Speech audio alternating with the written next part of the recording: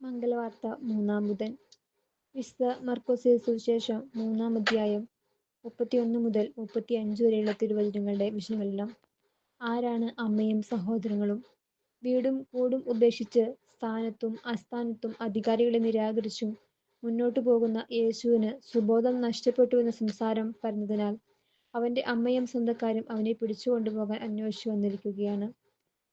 ഫരിസേയരുമായുള്ള വാക്കുതർക്കവും കഴിഞ്ഞ് വളരെ വലിയ ഒരു ജനാവലിയെ അഭിസംബോധന ചെയ്തുകൊണ്ടിരുന്ന വേളയിൽ യേശുവിനെ തേടി അവന്റെ അമ്മയും സഹോദരങ്ങളും അവിടെ എത്തിച്ചേർന്ന വിവരം അവനെ അറിയിക്കുന്നു.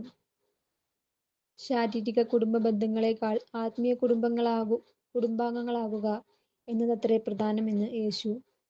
സ്വന്തം കുടുംബാംഗങ്ങളെയും ചെയ്തുകൊണ്ടിരിക്കുന്ന തൊഴിലും ഉപേക്ഷിച്ച് അവനെ ഉപേക്ഷിച്ച ശിഷ്യരെ നോക്കിയാണ് അവൻ ഇത് പറഞ്ഞത്.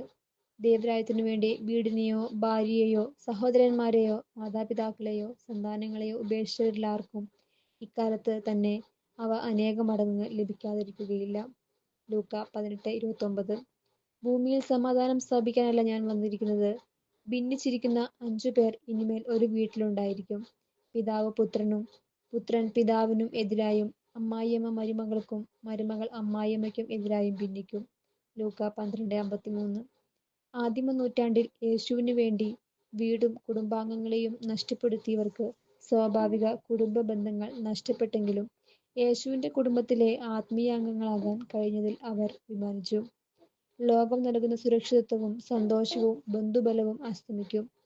യേശുവിന്റെ രക്തത്താൽ രക്ഷിക്കപ്പെട്ട ആത്മീയ ബന്ധമോ അനശ്വരവും.